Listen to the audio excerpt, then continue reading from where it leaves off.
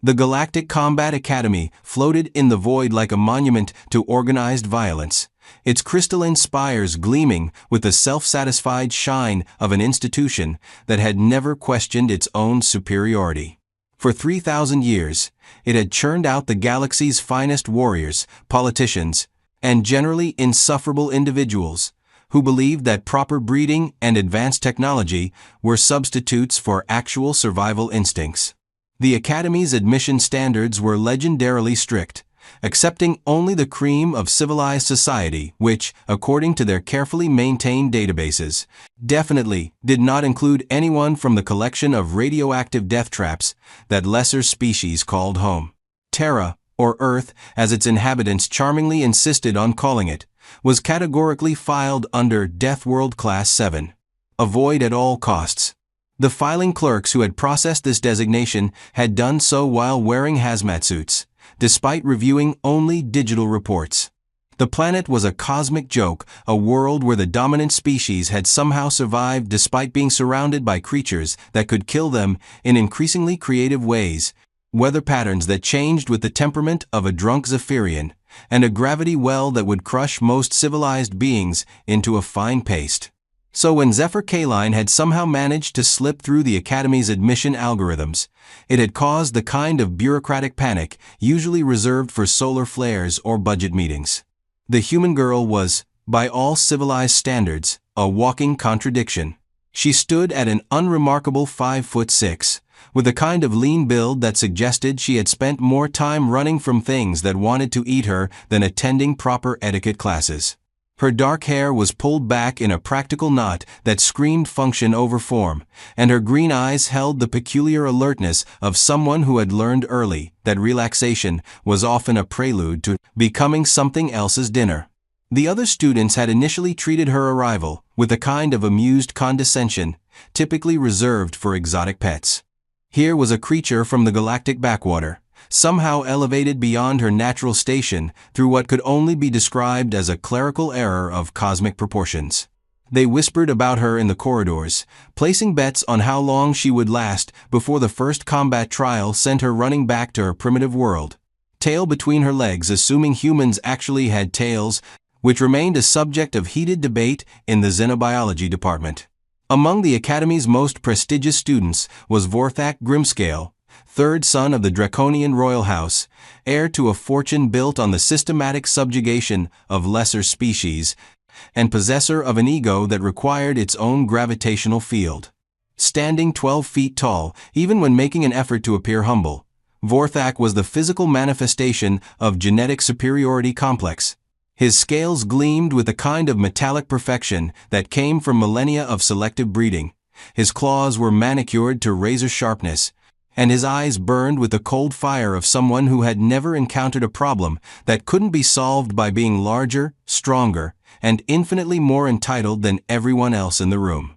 Vorthak's combat record was the stuff of Academy legend. 47 matches, 47 victories, and 0 incidents of what the medical bay euphemistically termed character-building experiences. He fought with the calculated precision of someone who had been trained from birth to view violence as a refined art form, each movement flowing from techniques perfected over generations of draconian military tradition. His opponents were typically left conscious enough to appreciate the elegance of their own defeat, a mercy that Vorthak considered the height of civilized behavior. The Academy's social hierarchy had settled around Vorthak like sediment around a particularly large and self-important rock. Lesser nobles gravitated toward his orbit, hoping that proximity to greatness might somehow elevate their own mediocrity. Combat instructors spoke of him in hushed, reverent tones, usually reserved for discussing particularly impressive tax evasion schemes. Even the facility's AI systems had been programmed with subroutines specifically designed to accommodate his various psychological needs, which was both impressive and slightly disturbing in its implications. The incident that would later be analyzed in tactical journals across 17 star systems began, as most cosmic disasters do, with something utterly mundane. Zephyr was hurrying to her advanced xenobiology class, carrying an armload of data tablets that the Academy's educational philosophy insisted were character building, when the corridor's foot traffic suddenly bottlenecked around a group of crystalline students conducting what appeared to be a very serious discussion about the philosophical implications of proper crystal resonance. The human girl, operating under the apparently radical assumption that corridors were meant for movement rather than impromptu philosophical salons, attempted to navigate around the discussion group. Her trajectory, calculated with the kind of spatial awareness that comes from a childhood spent dodging falling trees and territorial predators, would have been perfectly successful on any world where the laws of physics weren't being casually ignored by beings who considered gravity more of a suggestion than a rule. What Zephyr hadn't accounted for was Vorthak's particular method of corridor navigation, which involved moving through spaces with the confident assumption that lesser beings would automatically relocate themselves to accommodate his passage.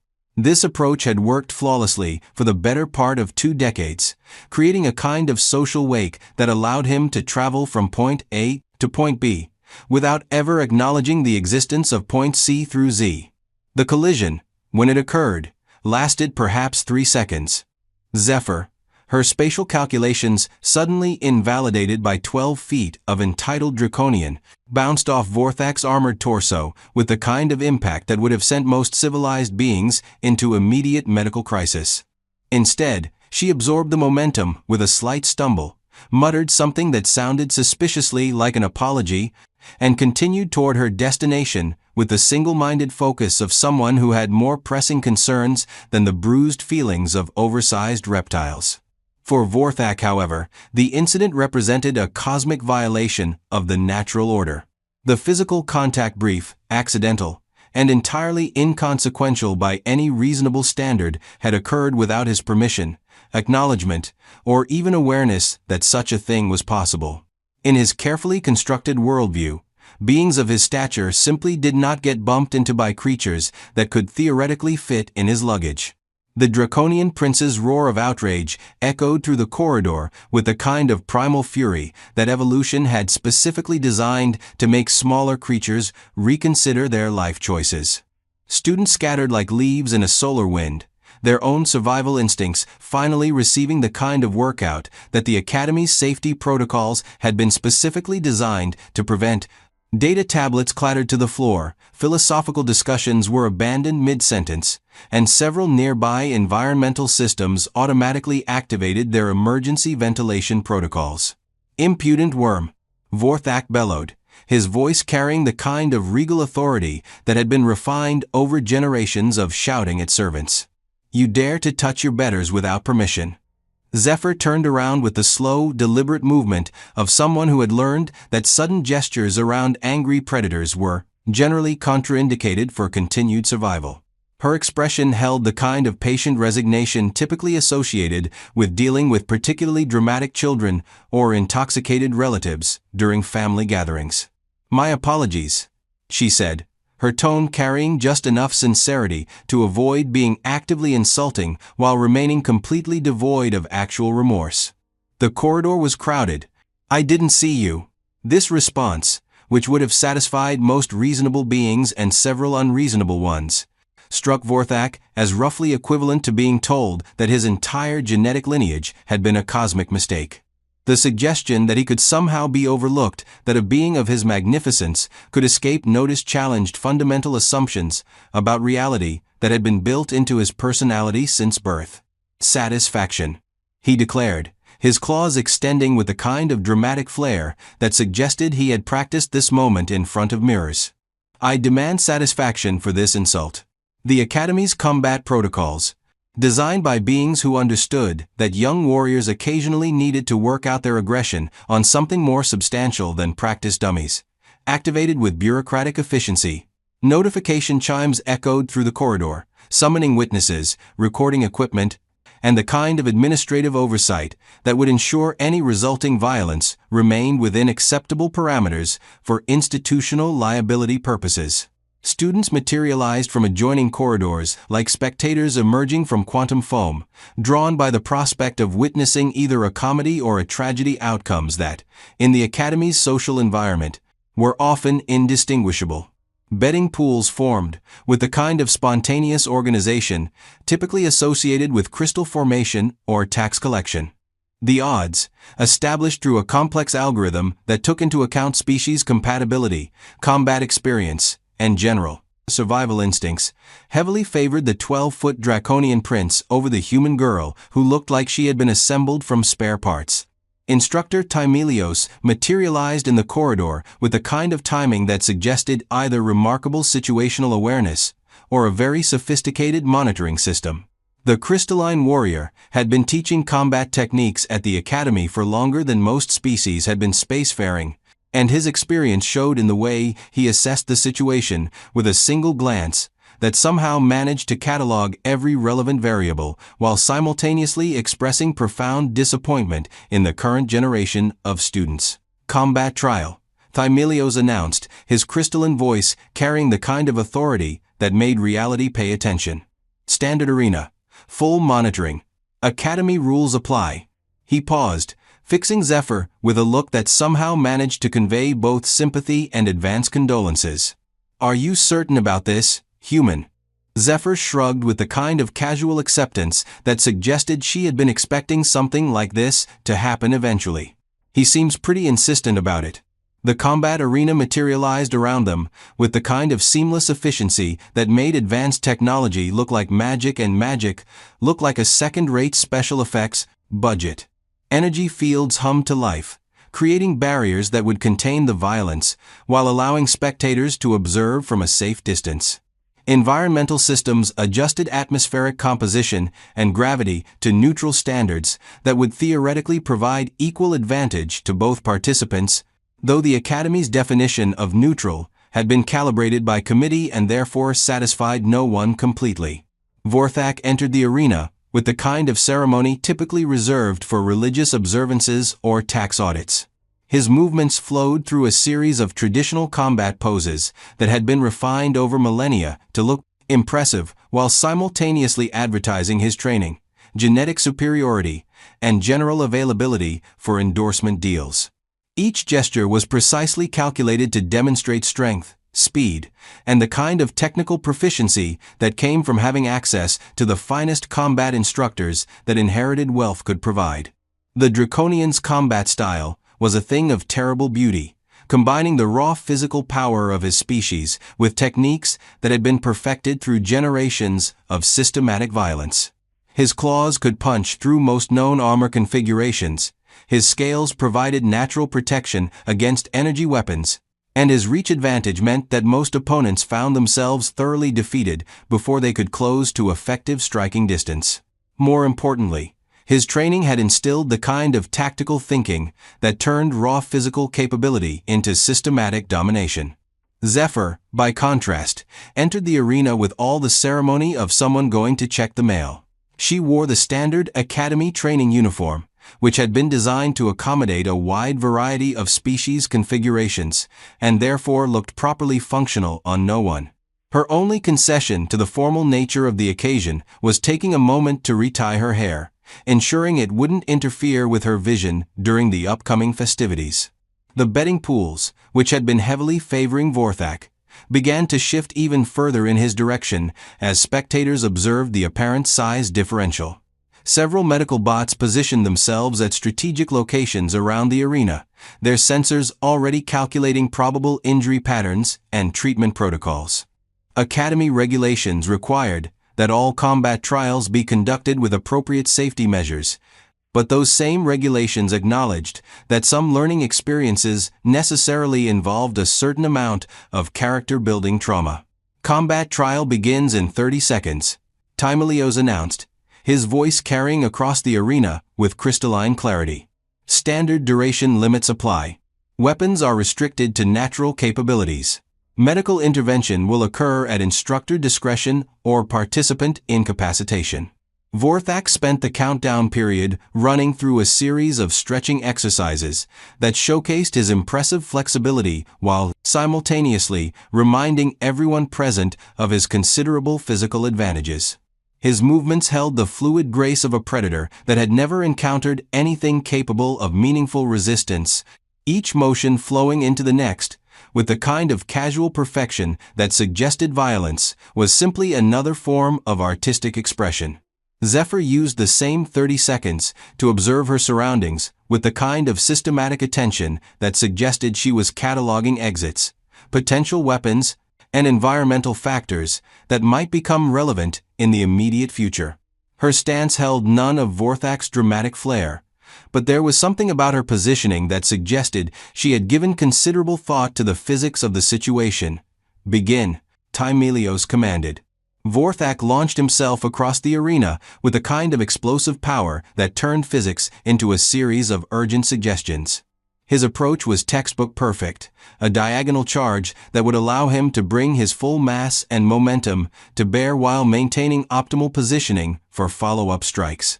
The technique was one that he had used successfully in dozens of previous matches, and his confidence in its effectiveness was absolute.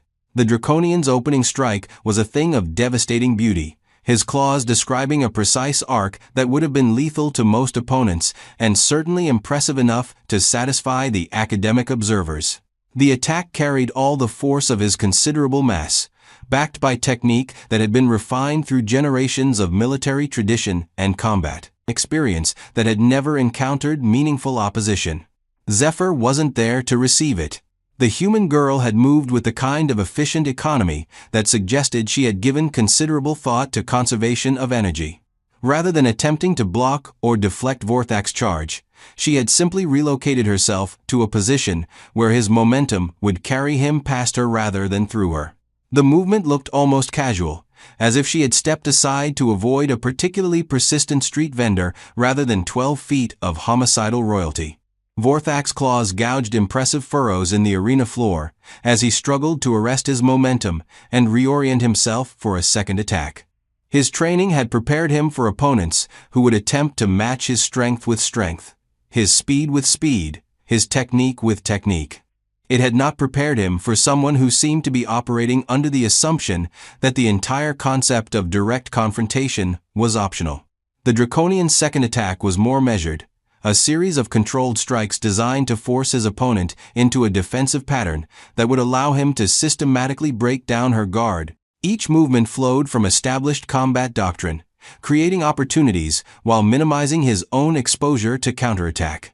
It was the kind of technical proficiency that combat instructors used as examples when discussing the proper application of theoretical principles to practical violence. Zephyr continued her policy of not being where the attacks were directed, moving through the arena with the kind of spatial awareness that suggested she was tracking multiple variables simultaneously. Her movements held none of the formal beauty of Vorthak's technique, but there was something unsettlingly practical about the way she navigated around his strikes while simultaneously positioning herself for what appeared to be either escape routes or tactical advantages. The spectators began to murmur among themselves as the pattern became clear. This was not the kind of combat they had expected. There was no dramatic clash of opposing forces, no demonstration of superior technique overcoming inferior capability. Instead, they were witnessing something that looked suspiciously like a very large predator becoming increasingly frustrated with prey that refused to behave according to established protocols. Vorthak's third assault was driven more by ego than tactical thinking, a sustained offensive that was designed to overwhelm his opponent through sheer persistence rather than technical superiority. His movements began to show the first signs of frustration, as his carefully planned attacks continued to find nothing but empty air and arena flooring. For someone accustomed to dominating his opponents through the simple application of superior breeding and training, the experience of tactical ineffectiveness was profoundly disturbing.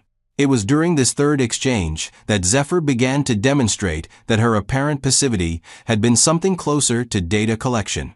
Her movements, which had initially appeared to be purely defensive, began to incorporate elements that suggested she had been studying her opponent's patterns with the kind of systematic attention usually reserved for academic research or tax preparation.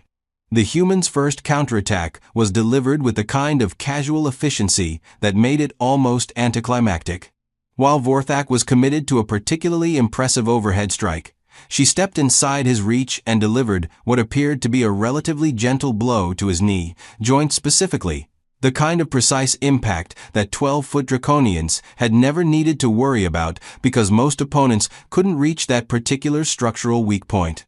The effect was immediate and educational. Vorthak's carefully balanced attack became an uncontrolled stumble as his supporting leg suddenly decided to renegotiate its structural integrity. The Draconian Prince, who had built his entire combat philosophy around maintaining perfect form and tactical superiority, found himself experiencing the novel sensation of gravity working against him rather than with him. Recovery from the stumble should have been routine for someone with Vorthak's training and physical capabilities.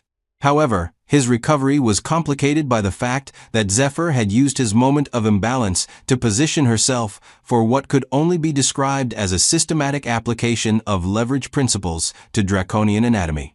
The human girl's subsequent attacks were delivered with the kind of methodical precision that suggested she had given considerable thought to the structural engineering principles underlying 12-foot reptilian combat platforms. Each strike was aimed at specific points where draconian physiology intersected with basic physics in ways that favored smaller, more agile opponents who understood that fighting fair was a luxury that Deathworld survivors couldn't afford. Vorthak's attempts to re-establish combat superiority were hampered by the growing realization that his opponent was not fighting according to any combat doctrine that his training had prepared him for. Her techniques seemed to be drawn from a philosophical approach that treated violence as an engineering problem rather than an artistic expression, focusing on practical results rather than aesthetic considerations. The Draconian's frustration began to manifest in increasingly dramatic attempts to land a decisive blow. His attacks grew more powerful but less controlled, sacrificing the technical precision that had made him formidable in favor of the kind of raw aggression that usually worked against opponents who were impressed by displays of superior breeding. Zephyr, however, seemed to view his increasing desperation as additional tactical information rather than cause for concern. Her responses became increasingly efficient, each movement calculated to exploit the openings that Vorthak's emotional state was creating in his defensive posture. She fought with the kind of practical ruthlessness that came from a world where survival was more important than style points. The turning point came when Vorthak, driven by frustration and wounded pride, committed to an attack that was more statement than strategy.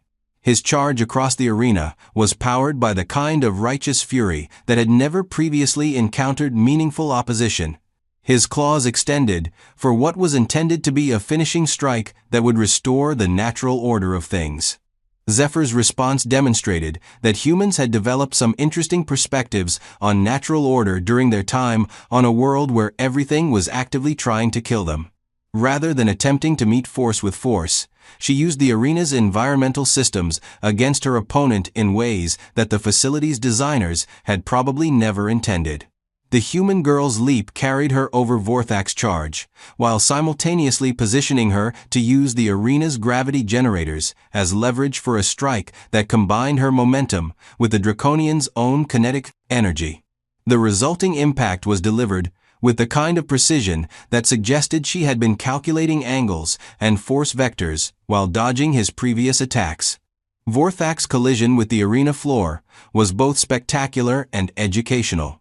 The 12-foot Draconian Prince, heir to millennia of genetic superiority and combat training, discovered that momentum was a remarkably egalitarian force that treated royal bloodlines with the same casual disregard it showed to common physics students. The aftermath was a study in the difference between theoretical combat training and practical survival experience.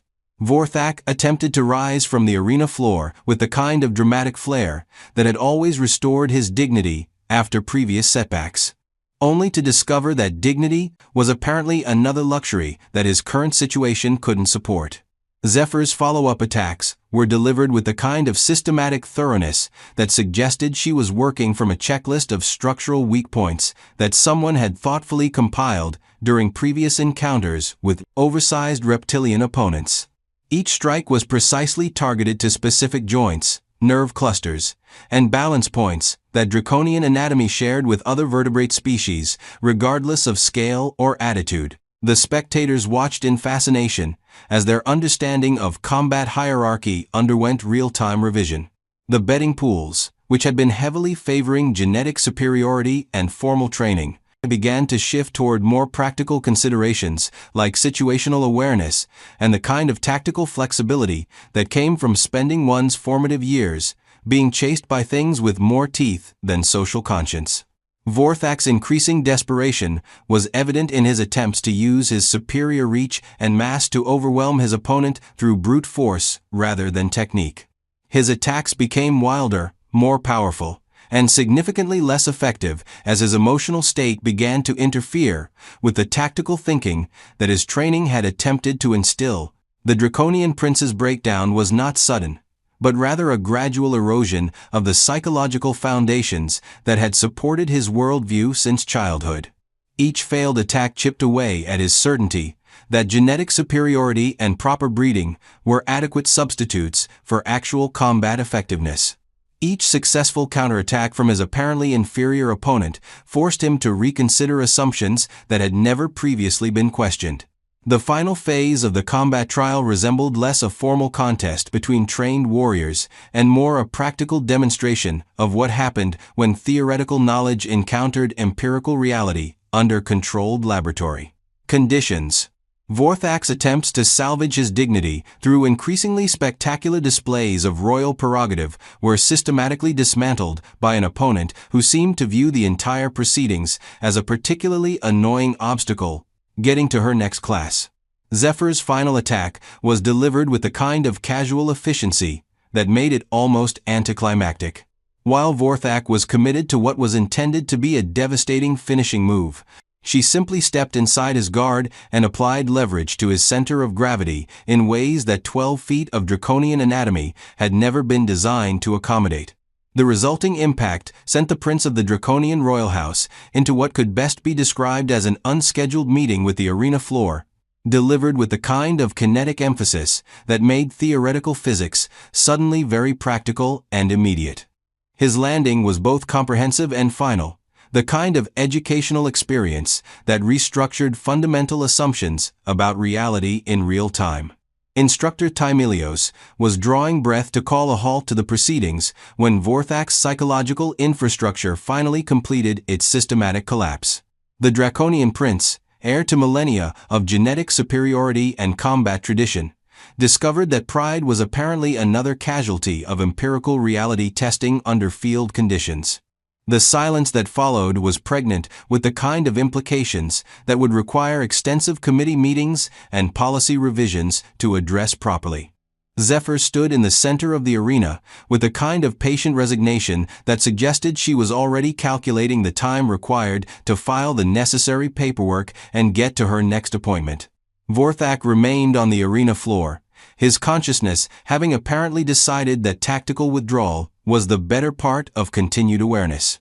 His breathing was regular and his vital signs stable, but his dignity had been thoroughly redistributed across the arena in ways that would require specialized equipment to reassemble. Combat trial concluded, Timelios announced, his crystalline voice carrying the kind of carefully neutral tone that suggested he was already composing incident reports in his head. Victory by technical superiority to the human participant. The spectators dispersed with a kind of thoughtful silence that indicated they were processing information that didn't fit comfortably into their existing worldviews. Several students could be observed making discreet inquiries about transfer opportunities to institutions that specialized in more theoretical approaches to combat training. The Academy's administrative systems quietly began implementing policy revisions that would ensure future Deathworld applicants received more careful evaluation and significantly less casual dismissal. The betting pools were dissolved with the kind of bureaucratic efficiency that suggested someone in the financial offices had anticipated this possibility and prepared accordingly. Zephyr collected her scattered data tablets with the same methodical attention she had applied to systematically dismantling 12 feet of genetic superiority. Her expression held none of the triumph that might have been expected from someone who had just redefined the Academy's understanding of combat effectiveness through practical demonstration. When Vorthak eventually regained consciousness, He did so with the kind of careful uncertainty that suggested his worldview was undergoing extensive emergency reconstruction. His first words were reportedly a request for information about transfer opportunities to institutions that specialized in diplomatic rather than military careers. The incident report filed by Instructor Timoleos would become required reading in advanced tactical studies courses across 17 star systems. Its analysis of the difference between formal combat training and practical survival experience would influence military doctrine for generations, though few institutions would acknowledge this officially. The Galactic Combat Academy's reputation as the premier training facility for civilized warriors remained intact, though its definition of civilized underwent some quiet revision. The admission standards were quietly adjusted to reflect a more nuanced understanding of what constituted effective military training, and several faculty positions were created for instructors with practical experience in what the curriculum euphemistically termed environmental survival techniques. Zephyr completed her education with the kind of academic distinction that suggested Deathworld survival instincts translated surprisingly well to formal military theory. Her graduation thesis on the practical applications of environmental awareness to combat effectiveness became required reading, though most students preferred the sanitized summary to the original document, which contained disturbing amounts of practical information about structural anatomy and leverage physics. In the end, the Academy learned that civilization was perhaps best defined not by the absence of violence, but by the wisdom to understand when violence was necessary and the competence to apply it effectively when the situation demanded. The institution's motto, which had previously emphasized honor and tradition, was quietly revised to include a reference to practical effectiveness and situational awareness.